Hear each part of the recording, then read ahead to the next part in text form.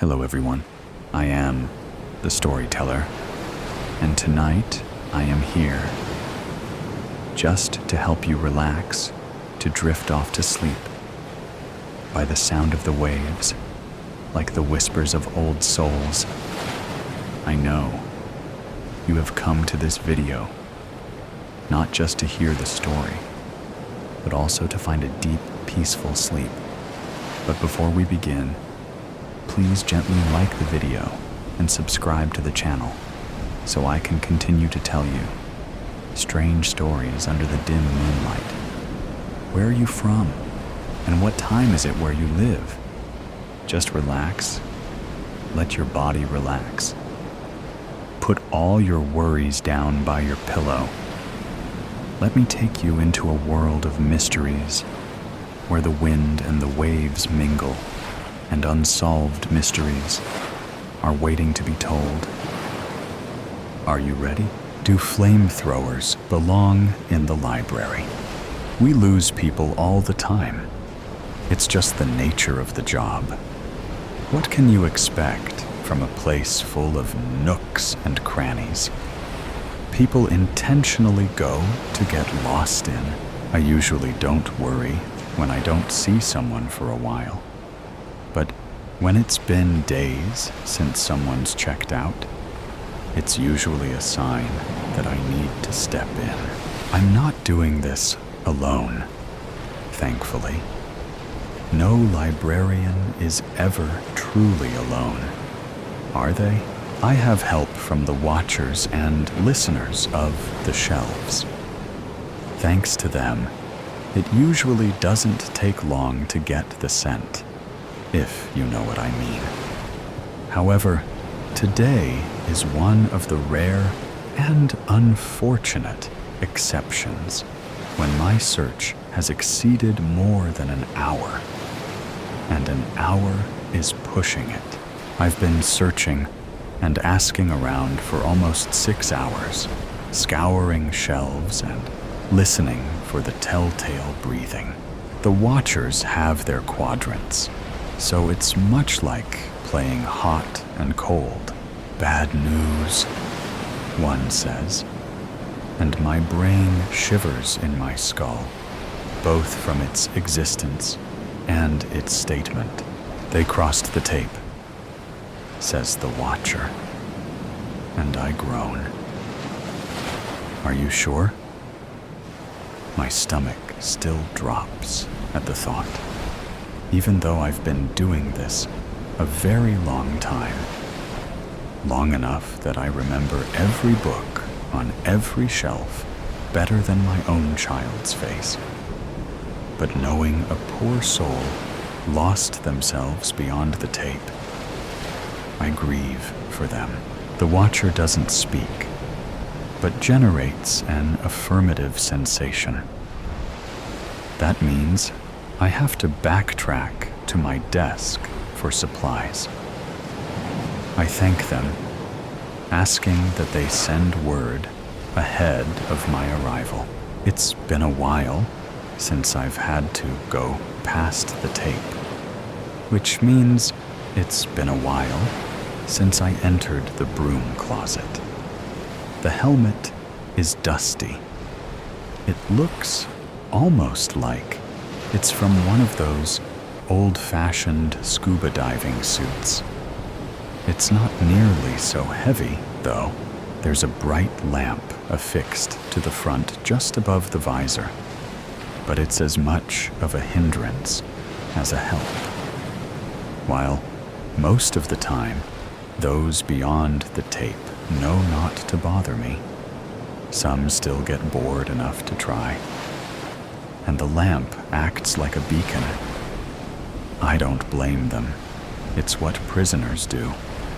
Find the weakest among them and test their mettle. I've got a sack full of unperishables, tinctures, aspirin, and a compass. Not like the kind you're used to, but would take too long to explain. And time is of the essence, so I'll let your imagination handle it. from here. I sling the sack across my body and fasten my waist with a utility belt that would make a trust fund bat character with abandonment issues jealous. It's got floss, lighters, matches, and a few more tools that don't exist outside of the library. The last thing I grab is the flamethrower. This is where I should be very transparent with you. I'm not actually the librarian. I'm the librarian's assistant. I know, isn't that just your luck, right? Not to worry. I'm very good at using this thing, and it does the job nicely. Whatever job I may deem necessary at any particular moment. But the head librarian doesn't really need much of anything to ward off what lingers here. I don't know exactly where he is at the moment, nor do I want to know. If this were a real pickle, I would summon him. But while a rare occasion, it's not unusual in the scope of 1,000 years. After all, no one comes here without the intention, whether it's conscious or subconscious, to get lost. It's the nature of this place. But you know that, don't you? It's why you're here, after all. It doesn't take me long to find the tape, which is fortuitous. Sometimes it moves around, but the watchers and listeners kept a beat on it this time, so as to direct me. Yes, it is really dark. Yes, it's literal tape. Hazard tape. But that's almost like a beacon to the adventurous, isn't it? I think the library knows that. It's greedy, but it's also quite discerning in taste. In some circles, that means that I should extend congratulations to you. In others, I offer my sincerest sympathy. I hear my name and ignore it as I crawl through the crisscross of reflective strips. The tape moves not at random, by the way. It genuinely serves as a warning, whether it's gatekeeping sections currently under construction, in repair, or missing. I try not to, but I think that last one has something to do with where the head librarian went. Don't worry about it. My name is not important, so ineffectual that I've forgotten. I hear my name again as I begrudgingly turn on the lamp. Not a lot of help, just enough light to ensure I don't trip over anything or disturb the shelves. Many sleep here. I send off a warning shot from the flamethrower, showing I carry more light than just atop my appetizing head. The flash of flames sends things slithering. But most of those this close to the tape have never been very convicted by nature, so I'm not concerned. There are more listeners and less watchers past the tape, for obvious reasons. Thankfully, they say I don't have to go too far. I look down at the telling clicking sound to see rocks rolling. Some as big as my foot, and some as small as the tip of my thumb. The smaller ones move more easily, but all are rolling as if pulled toward a central point. I don't even need the compass, but I glance down at it one more time before stuffing it back into the sack. While I don't have to go too far, things are relative here. 10 steps may be 10,000. And so, even after only a few moments of exploring. I feel acute pressure jamming into my temples. My heart feels like it's being squeezed, and my vision blurs. My fingers tingle by the time I'm able to shake the aspirin into my mouth. I chew it, ignoring the sound of my name, my true name, the one only I can hear. You'll hear your own as well, if you stay here long enough. My vision clears, which just means the dark looks sharper. And I sweep another warning arc from the flamethrower for good measure. I do this as much because I love the sound as for protection. I also appreciate the warmth. It gets cold here, but in a strange way, which shouldn't surprise you at this point. It's cold, like how the first signs of spring show in the early morning dew that's only just melted. I can smell and taste the sweat on my upper lip. And it's cold, and then I hear it.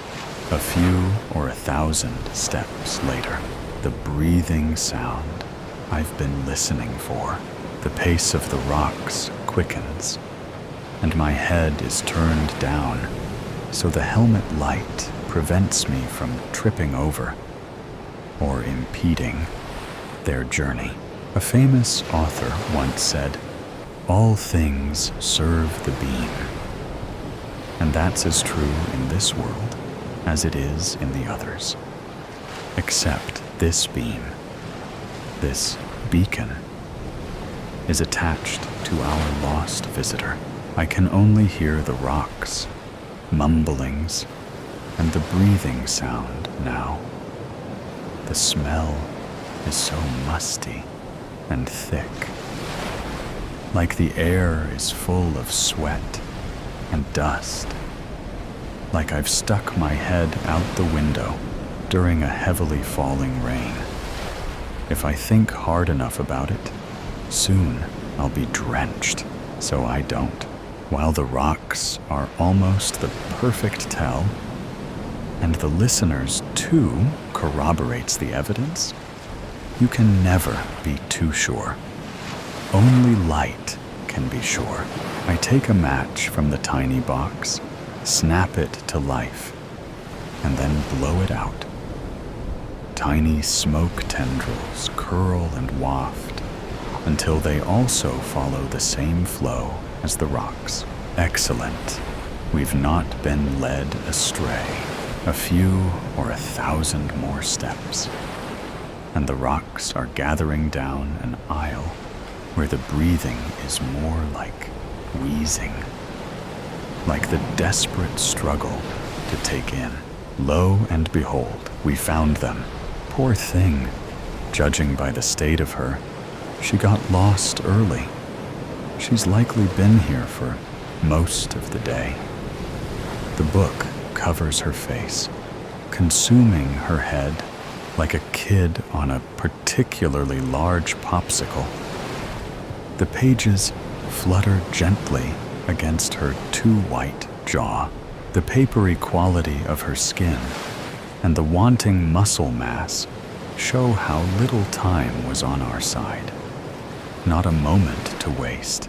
I grab the book by the edges of both back and front covers. It's got most of her head inside at this point. Just her earlobes, hair, and edge of her jaw peek out from beneath the pages I now grip firmly. The wheezing turns into a moan that turns into a sob. Now, I say, and test the hold the book has on its victim. It's snug, too snug to yank like a leech. I need to treat it like a tick, making sure to get the head out. None of these are intended as puns, but it just happens after being surrounded by books and prose for so long. I draw one of the tiny vials strapped in my utility belt and pull the cork out. It smells like nothing to me, but I see the reaction immediately. Our half-consumed explorer moves a bit, her fingers mostly, and I hear a second, tinier moan beneath that of the books. I pour a small amount of the substance into the palm of my hand, and I smooth it gently down the spine of the book. It wails again, and so does the girl, both full of sorrow and reluctance. I feel the hairs on the back of my neck stand up, so I turn at the hip, cock the flamethrower, and send off a very intentionally long tail of flames. When the feeling subsides, I shrug the weapon back over my shoulder. I use the backs of 2 knuckles to knock gently on the book cover. It's time to come back now. My apologies, I say, and I mean it. The book and the girl moan again, more hollowly, and I can feel the seal, the bond, splitting like a seam. I grip the book again, because these two are stubborn and have to pry them apart. The color and mass return beneath her skin, and though her eyes are open, they can't see anything. She'll be like that for a while. It's normal. She'll recover.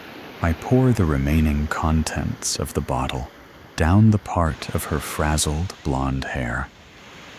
Tears fill the empty eyes and drip down her face. Her mouth presses into a thin white line and grimaces so intensely that the flesh folds in multiple layers at the corners of her mouth. Great pain. Even after 1,000 years, I still can't help but feel sorry. So I pull her burning head under my chin and rub circles into her back. I'm sorry, dear. I know you've been told otherwise, but this place is a prison, and that isn't your story. Yours is still being written, and the one which made you pretty promises is lying and jealous. One day, you, if the world is cruel, may yet have a place here. But it's not today. So let's go have a cup of tea, I tell her, as I've told many like her. I've gotten better at it over the years. I used to have to fight with them. Often, I'd give up and just keep them safe until the head librarian got back to talk them down. She finally lets out a weak, wheezing breath. I take advantage of the broken seam of her lips and pour a tincture down her throat. I don't even have to look anymore. I can just feel the specific melodies that make each tincture different. It helps that the one I need usually sings a bit louder as a courtesy, and it'll purr like a cat when I've touched my fingers to it. She chokes a bit, but her eyes start to clear. Good enough for now. The back of my neck has another sudden influx of goosebumps. We've overstayed our welcome. It's time to go. I put the book back on the shelf. I don't scold it, just allow its ache and frustration flow through me. I apologize, but there's no comfort I can give. My words and compassion are meaningless. I've noted the volume and will tell the head librarian. They might be able to soothe it back to sleep. I tap the metal bauble around my neck, and we're back at my desk. I drape the girl onto a nearby love seat that's seen better days, starting the kettle before heading to the broom closet to stash the emergency kit. She'll be fine. People like her, and you, always are. This place was made to help the wanderers, and recklessly imaginative. Those who can't wrap their heads around the world the way it is, and can see the truth of magic between heartbeats and heartbreaks. And people like me and the head librarian, when they so choose to grace us with their presence, keep the place orderly and open for you. And we're here to help guide you back on track if you lose inspiration for your own story. It's the nature of the job, the library itself. What else can you expect from a place full of nooks and crannies that people choose to get lost in? My brain through your brain was an optimist, and so, naturally, was the thing that lived in her brain. She awoke one Tuesday morning to discover the change. At first, it was merely a mental echo, barely perceptible. Two indistinguishable minds, one off by a fraction of a second. For Katie's every thought, there was an echo, trailing just behind. Over the day, the new brain drifted further out of sync, and soon she could hear its thoughts, almost identical to hers, but distinct. Eventually, they started talking. "Who are you?" Katie asked. "Katie Singleton," the voice said from inside her head. "That's me." "You're new in there." "I guess so," the voice said. "Sorry." "Don't be sorry." Katie was an over-apologizer too. "What should I call you?" "It's hard to get past Katie," the voice said. "How about Princess Penelope?" Katie asked.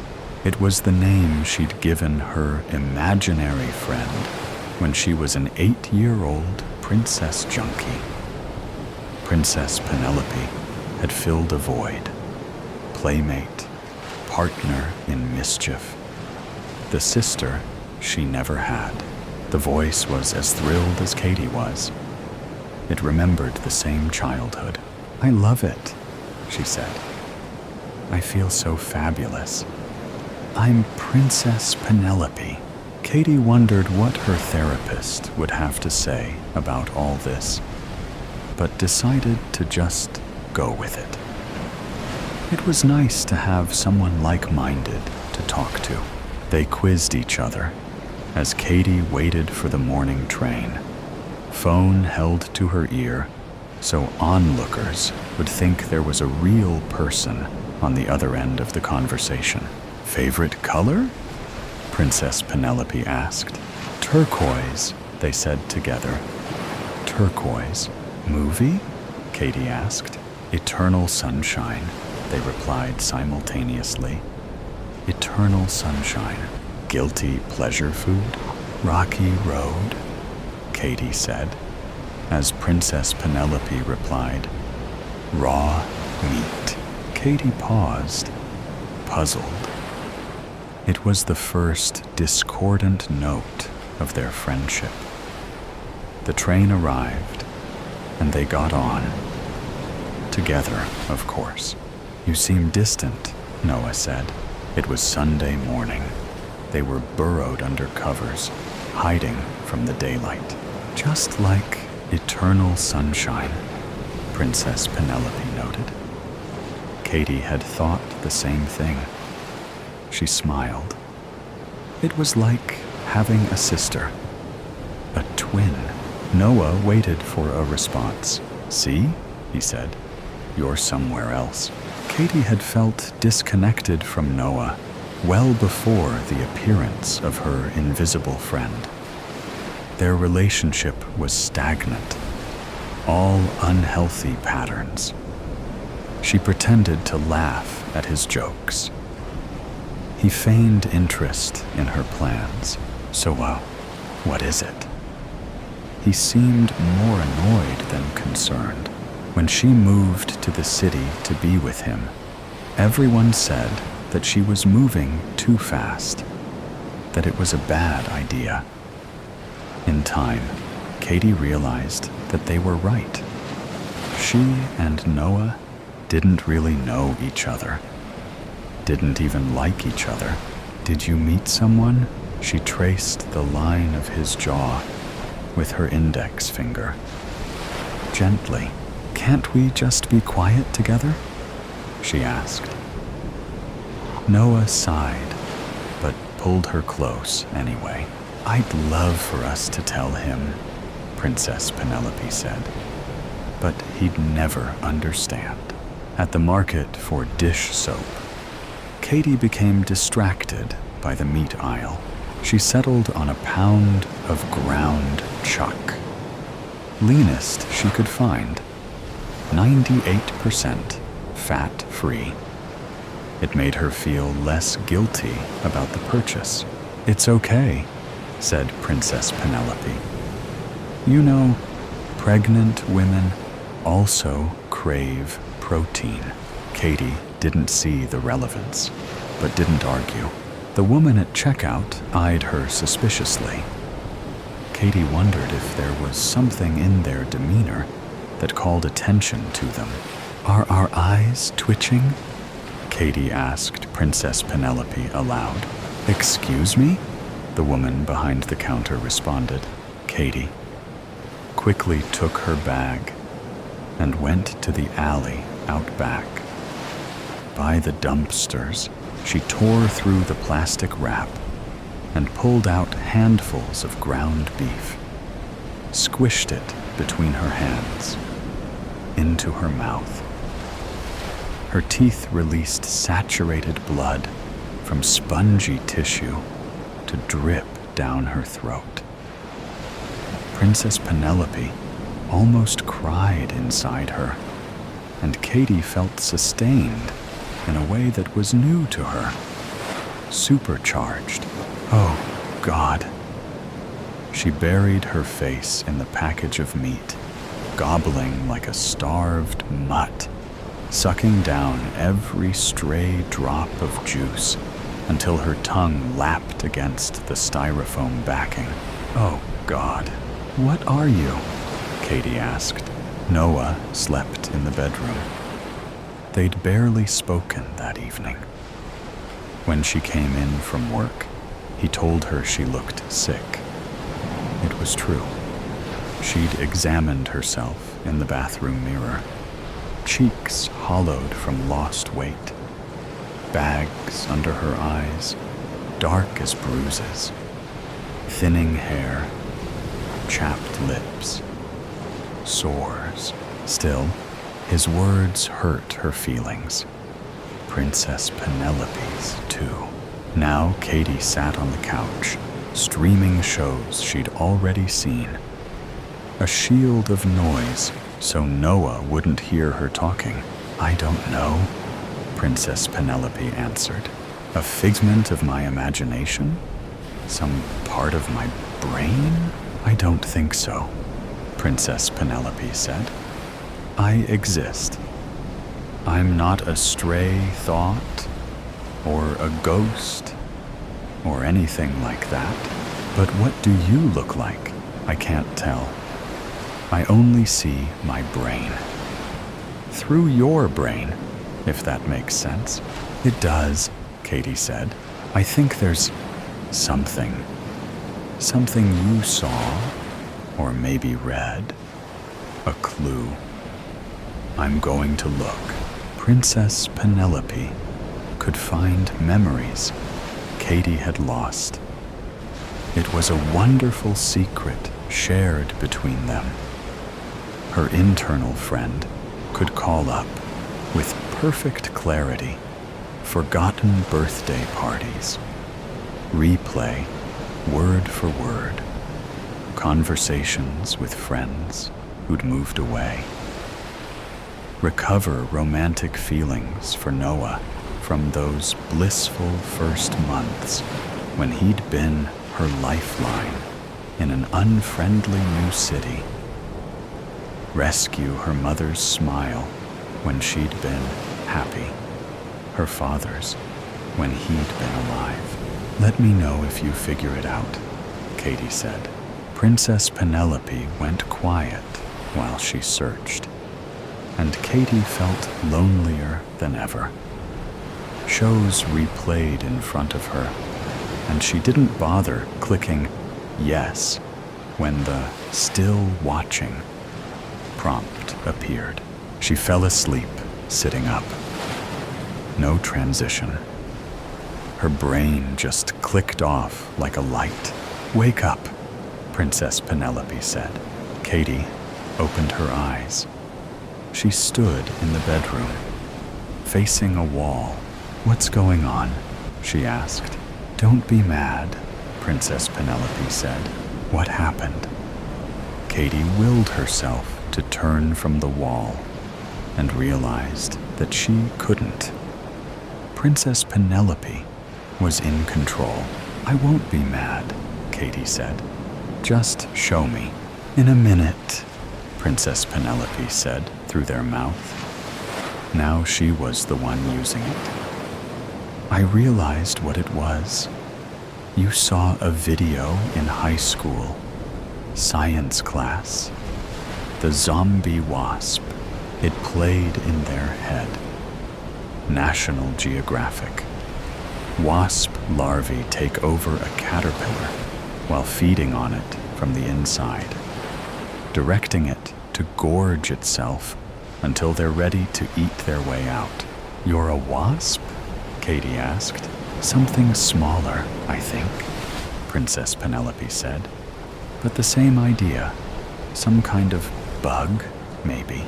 "A bug?" Crawling around inside her skull. It was too unsettling. Like an itch you could never hope to scratch. "I know," said Princess Penelope. "It's icky." Again, Katie tried to turn her head. Nothing. The muscles of her body were completely disconnected from her thoughts. "Show me what happened," Katie pleaded. Their head tilted down, and Katie saw their hands, covered to elbows in blood. The rest of it. "Please." They turned from the wall, and Katie saw it. Bedspread spattered red. Hammer slathered in gristle. Flesh and bone chips. Tools. Kitchen utensils. Noah disassembled. Chest slashed. Innards strewn. Organs in a pile. Some half-eaten. Sightless eyes staring. Head cracked open. Skull emptied. "I realized what I was really craving," Princess Penelope said. "I didn't want to wake you, but it was delicious. You have no idea." Katie saw everything. Her degraded face in the mirror. Aches all over. New ones every day. The way the light from the bedside lamp now gave her headaches. That sour smell she didn't recognize on her own breath. "I'm the caterpillar." "I think so, Katie," Princess Penelope said with real sympathy. "But I'll go on. Don't know if it helps, but your memories will live in me."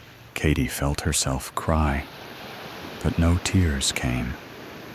She imagined them falling inwardly, pooling in her steadily shrinking chamber within the brain that had once been hers.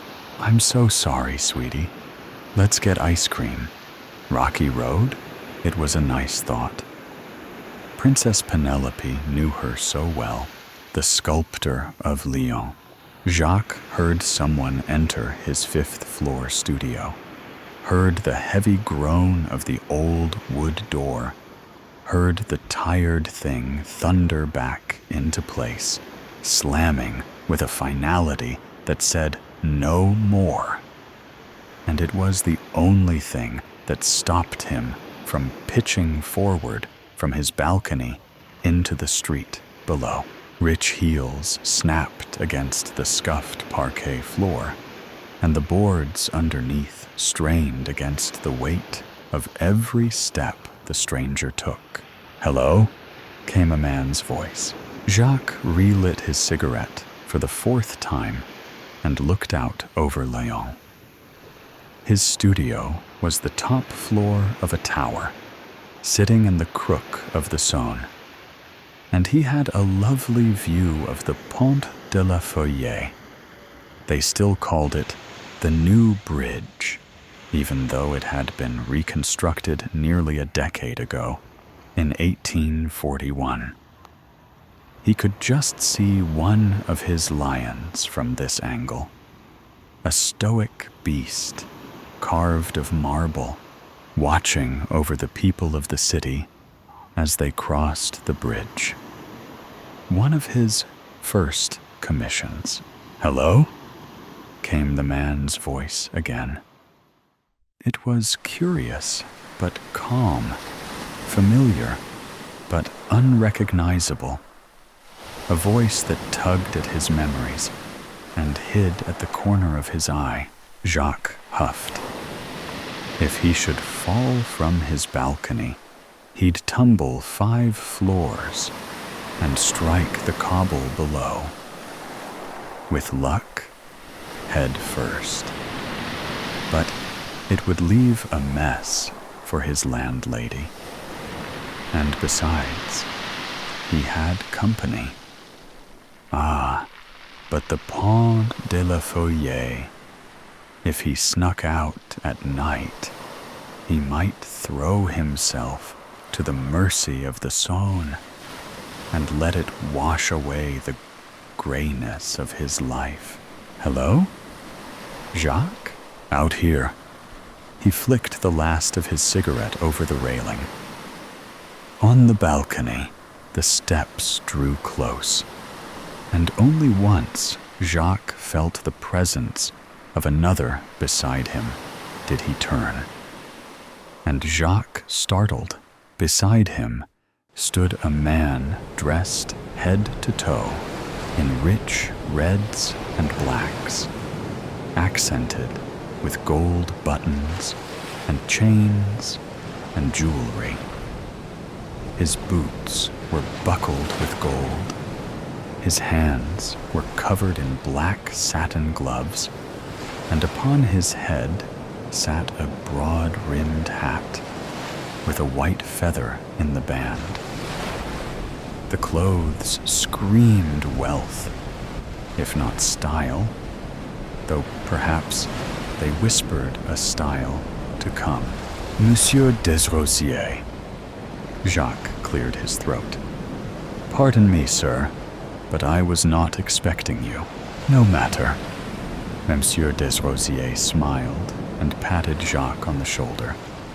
"I've come to take a look on my commission."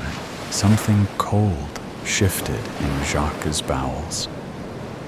The commission. It was the one thing he didn't want to think about, and the one thing he couldn't stop thinking about. It was beautiful. It was hideous. And for better and worse, it was the only thing that kept him alive. If it hadn't been for the chance encounter with Monsieur Desrosiers 3 months ago, on a moonless, foggy night, when Jacques planned to get well drunk and then to go looking for trouble, whether in the dark alleys of Lyon or in the waters of the Saône, or by means of the loaded pistol he kept in his pocket. He might finally have been done with it all. But when they ran into each other just outside Fournier's, Monsieur Desrosiers insisted they enter the bar and share wine. And when Jacques told him of his misery, of his heartache, of giving up, Monsieur Desrosiers insisted further. "I can't do it anymore," Jacques said. "Every breath I draw is torture. All I want is to hold her again, to feel her skin against mine. There's no greater pain than that of the heart," said Monsieur Desrosiers. "But this is the well from which we draw art. Tell me, what do you intend to do with the piece?" "I don't know. I will smash it." "Impossible," Monsieur Desrosiers said. There was no alarm in his voice, just a statement of fact. "I'll not hear another word. I'm commissioning you to finish it." And the price he offered, coupled with the wine, was not something Jacques could refuse. Jacques lit another cigarette. "This way, sir." He took his patron to his workshop, a dusty place filled with statuettes, busts, blocks of various stones, and wooden frames, a place dominated by a column of a man's height, covered by a white cloth that promised severe edges. A stool sat before it, and hammers and chisels littered the floor, scattered like afterthoughts. "Show me," said Monsieur Desrosiers, circling the covered statue. "It's not finished. It cannot possibly be finished. Art never is. Reveal it. It's grotesque. A cruel mockery. Impossible. Your hands are magical. They sing to the stone. Come, do not keep me waiting." Jacques tarried only a moment longer, and then listlessly he pulled at the cloth. There was a radiant guile. "Marvelous," said Monsieur Desrosiers. "She's simply magnificent." He touched the cold marble, placed his hands on the midriff, ran his palm up the perfectly smooth abdomen, cupped an ice-cold breast. Jacques felt his throat harden. Said Monsieur Desrosiers, his thumb and forefinger cradling a nipple. "Such attention to detail. So like the real thing." His hand slid to the abdomen again, and then began sliding lower, following her contours, following the map of her muscles and flesh. Lower, ever lower. "Sir." Jacques grabbed the other's hand. "Sir, please. It's unfinished. Very delicate." Monsieur Desrosiers locked eyes with him for just a moment, but then a wide grin bloomed on his face. Of course. How boorish of me to interfere with the genesis of art. But I tell you, you have made an exquisite piece here. It's so like life." Jacques felt the cold in his guts roil. He beheld the work that consumed him, the statue of Camille, the torso of Camille, rather. She stood on the stumps of her hips, and she had no arms. Neither had he been able to bring himself to carving her head, her precious face. Not yet. Not ever, perhaps, but lifelike? Yes, Jacques had to admit that was true. He knew the map of her. His fingers had traced her every path, and he'd drunk deeply of her, gotten lost in her shallows. He couldn't count the nights they'd spent in soft embrace, or the fervent daylight moments they'd stolen together. There was no greater love, he knew, and she was forevermore his heart. It was Monsieur Desrosiers that had introduced them. And Monsieur Desrosiers, his enigmatic patron, the man who discovered Jacques, who secured his first commissions and helped him build a name for himself. The man convinced of magic hands, convinced that there was nothing they could not sculpt. The man who knew very well what he was doing when he brought Jacques and Camille together, and then left them alone. Ah, but this cold, dead stone, it merely looked like Camille once, looked like her before her death, before her murder. It was hard and unyielding, and had none of the vibrant warmth of the real thing, of his muse. This was a horrid effigy, and no more. You have outdone yourself, Monsieur Desrosiers said. Truly, your work honors my niece. It's unfinished, Jacques whispered. I have a hunch it soon will be. I've a sense for these things, as you know. No magic hands myself, but a sense about art, yes. Now come, we will celebrate your progress and looming breakthrough. Monsieur Desrosiers brought libations. They started with wine and moved on to absinthe.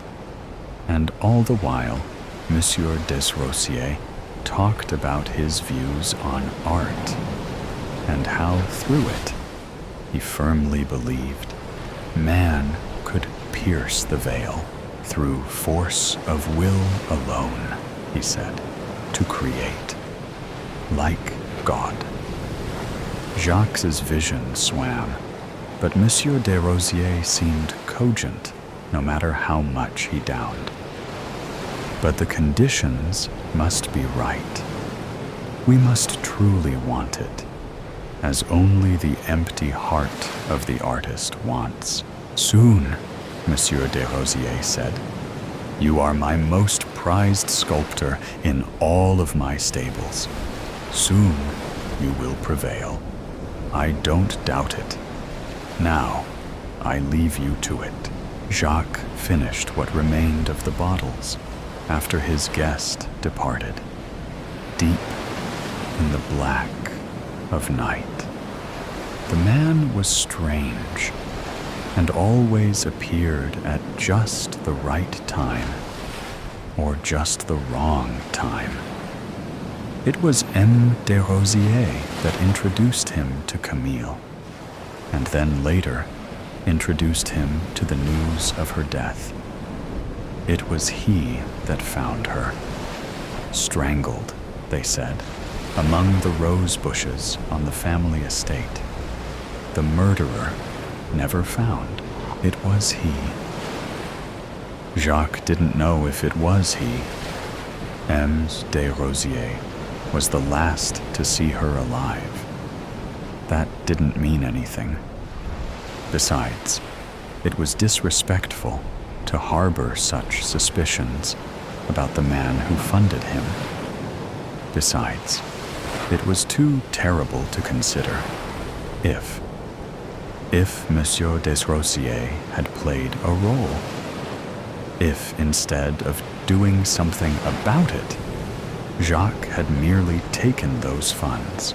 Jacques downed the rest of the absinthe and settled into fitful, fanciful dreams. In his mind, Camille came back to him. He embraced her statue, and in the moonlight, she turned into his lost love. They danced through the night and laughed, and he twirled her faster and faster. 1,000 questions filled his mind. How had she returned? What was the other side like? Did she still love him? Did she know he still loved her? But all were strangled by his pressing need to hold her, to have her. They loved like it was their last day, their first day, their only day.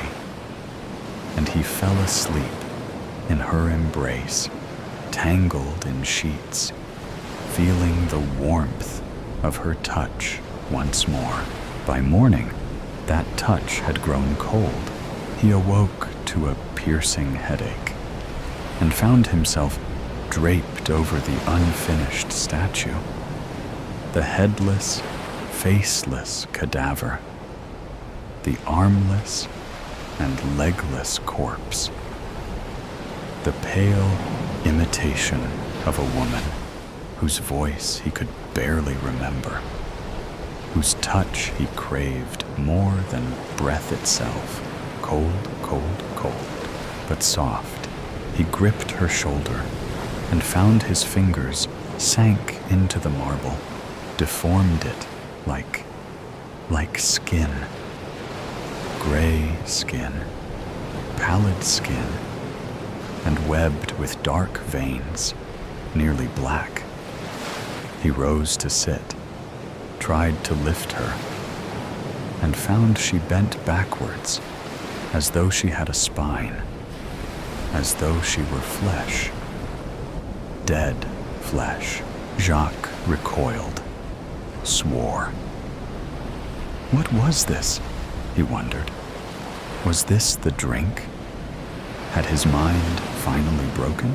That was when he noticed himself sinking into his bed, his sheets, bunched in his tightly closed fist, had themselves grown soft and veiny and covered in irregular tufts of hair. And the bed, a large slab of fibrous meat, heaved under his weight. His other hand sunk into it, and something cracked. He pierced the surface, exposing a shattered, brittle bone and a gush of foul blood. Jacques screamed. The bed heaved under him as he leapt to the floor, and the parquet beneath his feet turned almost at once into a meshwork of impossible fingers, too long and too short, with too many joints, fused at all angles, all writhing and snapping and cracking under his panicked retreat. Every tool he touched turned into a shivering mass of malformed bone and sinew, screaming of wrongness, and every wall he stumbled into blossomed into a rippling bruise, a labyrinthine organ, a tortured thing filled with fluids. The air in his studio grew hot and moist, and blood and other things dribbled from 1,000 open sores. His shrieking unending, he charged for his door and the stairway beyond. But no sooner had he placed his hands on the heavy wood than it cracked into a wee of ribs, hiding a colossal, misshapen heart of dozens of chambers, each beating a deafening drum and spurting gore everywhere. Jacques turned and fled for his balcony. Too late. The balcony itself became a broad, lolling tongue which rolled back and kept him inside, and thousands of jagged, splintered teeth erupted from both the ceiling and the floor. The whole tower shuddered, ground against itself, writhed in fury and meaningless pain, and collapsed under its own weight. It pitched forward and splattered into the zone with a finality that said, "No more." The doctor, "Don't touch me. Keep your distance." I've heard that every day now for 9 months. Doesn't make things easy when you're the town's GP. First, it was the fires. Then it was the virus. Everything has turned to shit in Maui after the president was re-elected. Okay, he probably has nothing to do with it. But we need to blame someone, don't we? I put on my PP bunny suit and wait at the Kihei Pier for the boat to arrive. Second boat this month, the sergeant says. Locked and loaded, I say, showing him my assault rifle and giving him a hint of a salute, even though military ranks no longer exist. Good stance, Doc. Besides being able to hold a rifle, I'm here to do spotting. Being the town's GP, people think I'm the best person at detecting who has been infected.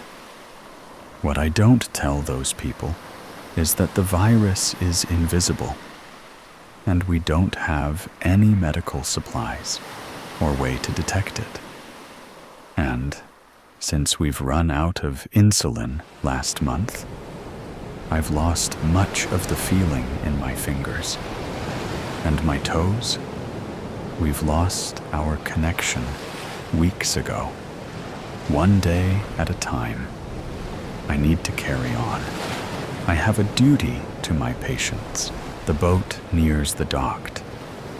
The men on board are pointing guns back at us. It makes sense. They are as suspicious of us as we are of them. They don't know whether the virus has taken hold here. They look nervous. That's a good sign.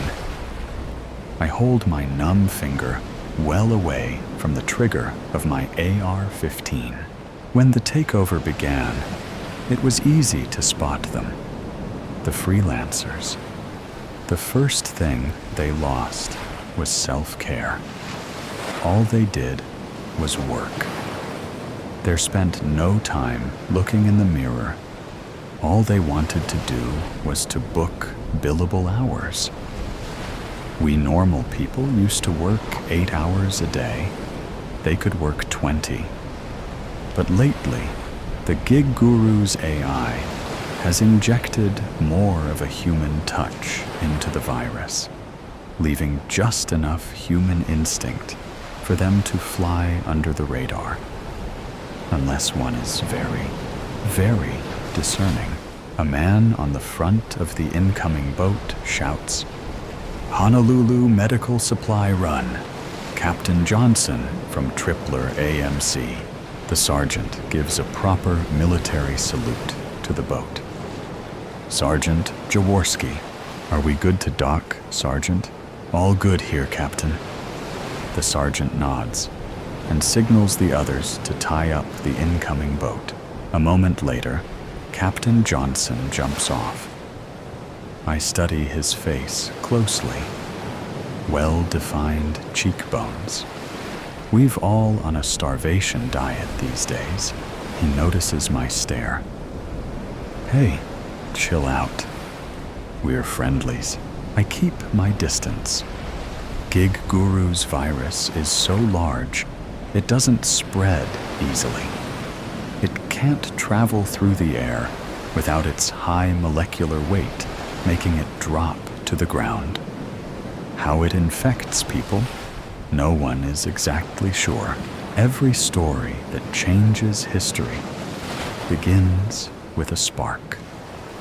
An event so small and insignificant, no one noticed it at the time. Hitler giving his first speech on a corner in Vienna. The CIA attaching a missile to a drone in Afghanistan in 2002. The AI apocalypse started with something even smaller. In 2020, Gig Guru, a freelance company, sent health supplements to its workforce. They saw the programmers who received free yerba mate pills booked 12% more hours. The creatives who received green tea extract had higher customer satisfaction scores. It worked so well, Gig Guru hired data scientists to expand their biohealth program. The scientists expanded the system to program to giving freelancers suggestions on how to receive ADHD prescriptions. The next year, they requested their DNA samples. "We've been vaccinated," Captain Johnson says. "The military lab in Honolulu has come up with new tech. We're here to bring it to you." The captain holds out his hand for a handshake. I instinctively back off. "Why didn't you let us know about this over the radio?" the sergeant asks. "Operational secrecy." The sergeant nods. Apparently, this makes sense to him. The captain and his men haul crates of medical equipment off the boat. They take over our abandoned ice cream parlor at the end of the pier. Someone yanks the starting cord on the generator they brought. The lights turn on. They begin plugging in all the medical equipment. The rumble of the generator and the displays lighting up signals, modern civilization. Something we are all longing for. I feel it's my duty to safeguard the best interest of my patients. What if Gigugu alters the virus? I ask the captain. We'll cross that bridge when we come to it. I look to the sergeant for his opinion. The sergeant looks uneasy, but he defers to the captain. The scale of the military presence in Honolulu is hundreds of times greater than ours. And what do we have to lose? "I'll go first," the sergeant says. He leads from the front. I stand back and him receive a series of medical checks. They take a vial out of a freezer box and give him an injection in the shoulder. "Don't feel a thing," he says with a big grin. The one he gives us when we are all worried about something. Everyone in our community receives their injection before me. I watch them closely for side effects. I can give aid if needed. Finally, it's my turn, and I sit down. Captain Johnson takes my blood pressure and oxygen levels with the jury-rigged equipment. I don't recognize some of the machines that they've put together. "Your blood pressure is running a bit high, but everything else is normal. How have you been feeling lately?" "A little off, but hanging in there." I feel my ribs poking out from my Aloha shirt. "Any symptoms?" he asks. I stare at my toes, the ones I can't feel. It wouldn't help to complain about diabetes right now, so I say nothing. I'll ask later if they have any insulin on Honolulu. "All good," I say. This man is a great patient. The captain looks at all his equipment and winks at his crew in the room. I stand up from my chair. and he gives me a hug. I want to shed a tear, as I haven't been hugged by anyone for years. I think of my daughter and how much I miss her. She's in California. It's probably too late, but I think there's still hope. Thank you for your service, Doctor, the captain says. He hugs me even tighter, his arms almost crushing me. Someone comes up close behind me. I feel a sting in my buttocks. He's the only one infected, I hear him say, before everything goes dark.